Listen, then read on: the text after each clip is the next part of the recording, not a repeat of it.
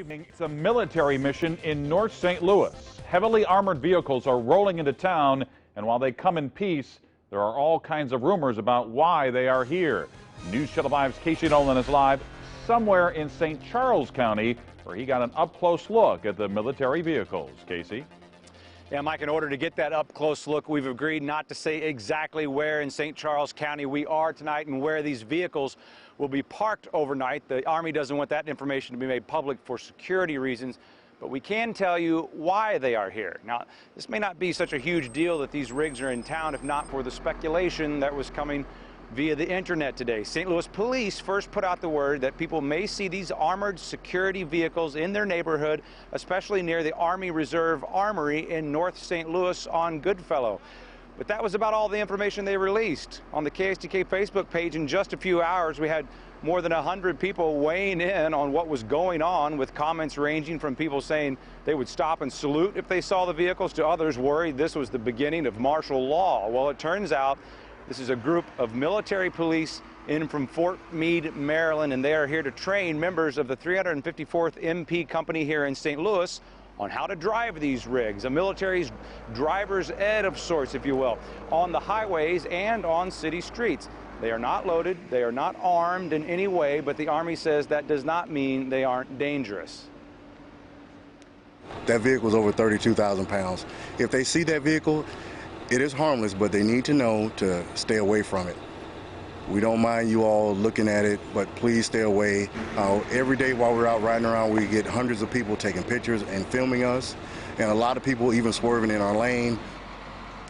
In fact, they were on Interstate 44 today coming in from Fort Leonard Wood. They say they had one man trying to drive and take pictures at the same time. They had a kind of a last-minute unintended class in evasive maneuvers to avoid a wreck. So they're warning, be careful around what is an unusual sight in St. Louis, which you may see between now and next Friday when this training is complete. Live in St. Charles County, Casey Nolan.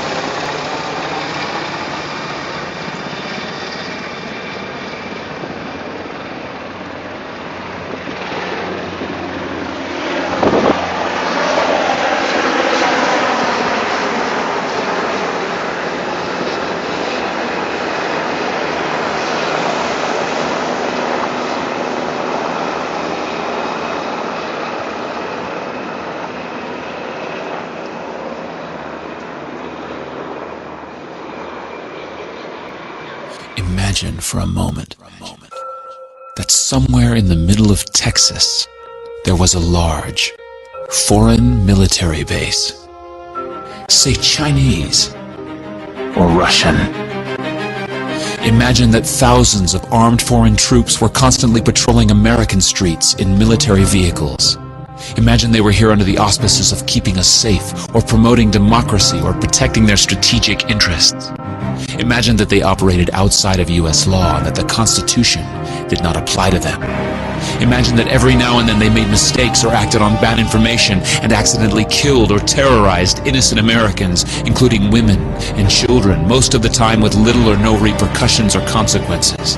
Imagine that they set up checkpoints on our soil and routinely searched and ransacked entire neighborhoods of homes. Imagine if Americans were fearful of these foreign troops and overwhelmingly thought America would be better off without their presence. Imagine if some Americans were so angry about them being in Texas that they actually joined together to fight them off in defense of our soil and sovereignty because leadership in government refused or were unable to do so. Imagine that those Americans were labeled terrorists or insurgents for their defensive actions and routinely killed or captured or tortured by the foreign troops on our land.